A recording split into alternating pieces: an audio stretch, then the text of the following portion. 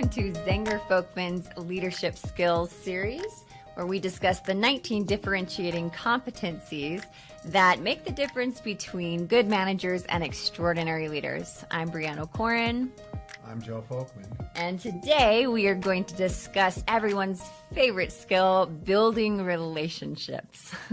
Now, in the office, some people may not really see the value or importance of this skill. So why is this one of the 19 differentiating competencies?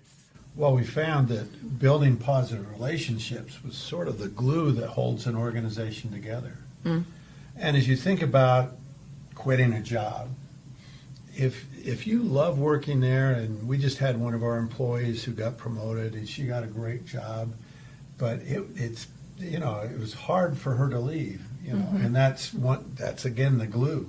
It's holding an organization together. I don't know if you've ever had a boss who asked you to do something that was really hard, sort of like I do every week with you, that kind of thing. Yes.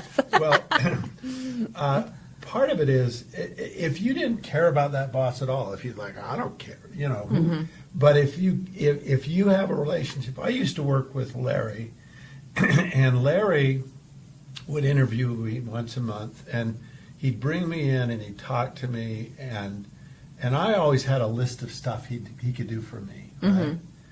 But he would say at the beginning, I so much appreciate what you're doing, and thanks so much, and blah, blah, blah.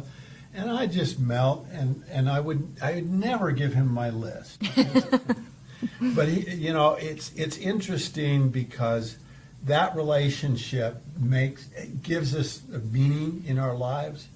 It gives us purpose in our lives, and the better relationships, the better the leader, and it's key to so many other competencies. So we have a lot of research on this particular behavior. What are some of the statistics and things we found about why this is so important? What are leaders around the globe saying about this?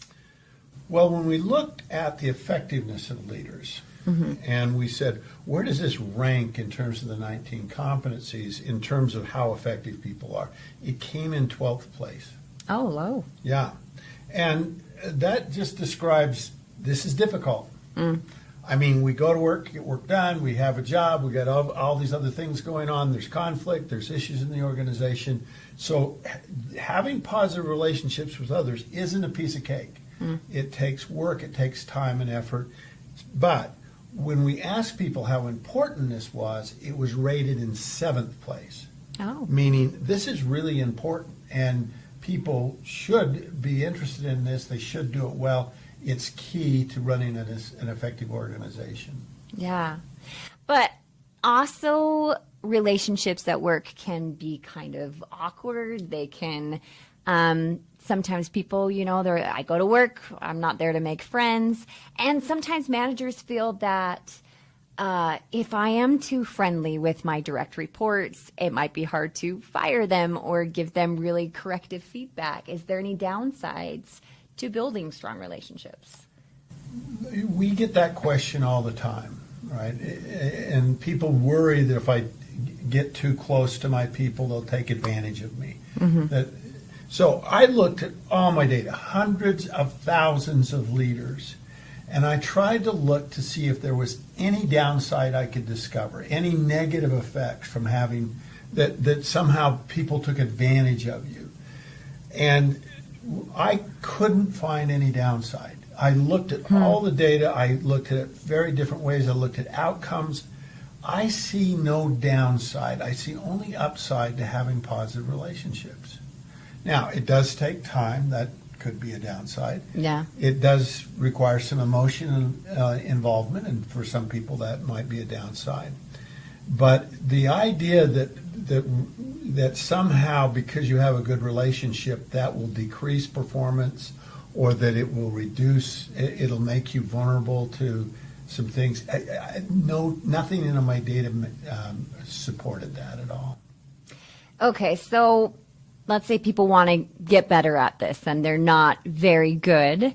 What is one behavior that they can use to improve their relationship building skills? There's an extremely high correlation between relationship building and trust.